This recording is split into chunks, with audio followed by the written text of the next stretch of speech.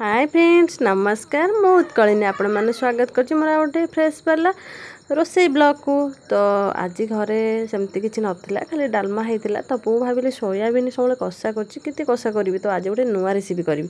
तो गुडुलर भी भारी प्रिय तो सेमती ना मुझे देखनी किसी ना मो मनर भावी कर प्रथमे सोयाबीन को किसी समय बतुरे देली गरम पानी करके से अल्प बेसन और बहुत माने बेसन भाग कम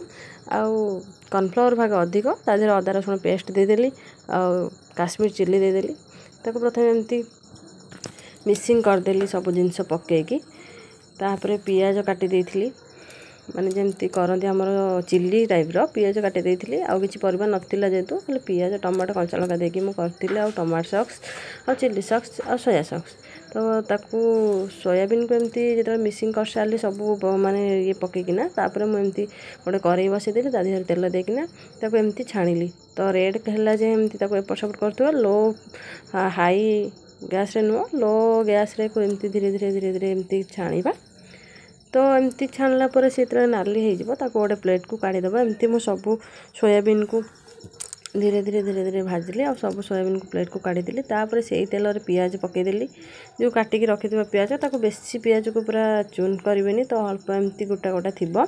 तो ताको टिके भाजिया पर्यंत पियाज रे लुण पकेबेनी। तो लुण पकेले से कौन हम ना से पूरा सांकुली जीव माने पूरा ये हो मुझे कलिनी तापर अदा रसुण पेस्ट को पेस्ट नुह अदा रसुण छेचिकी रखी अदा रसुण कंचा लंका छेचिकी रखी तो ताको भी देदेली से टिके रेड रेड हो आसला लुण देली तापर काश्मीर चिल्ली देली से टिके रंग हाँपाई काश्मीर चिल्ली देली।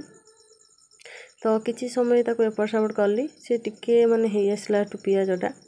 तो मु भाविली कि एमती ना जे मु किसी गोटे चाइनीज खाइबा करुच्ची किसी ना सेमती ना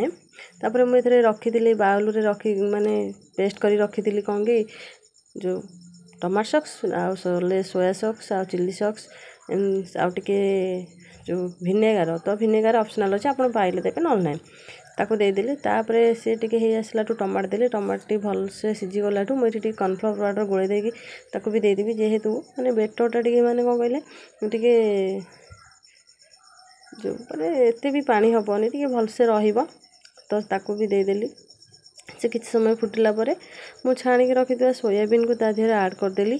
तो बेसी भी मोर ये दरकार नहीं जेहेतु मु डालमा करछि माने सेमती ना जे मु चिल्ली करूछि एमती मोर इच्छा हला सब तो जो सादा सीधा खाऊचे सोयाबीन तो आज किसी गोटे नुआ कर खाइबा बोऊ को पचारि सासू को मु कहली कि करवा कि ना जेहेतु सासू खाइबे कि नहीं ताको पचारि सी हाँ माइले खाइबे गुडुलर खाइबे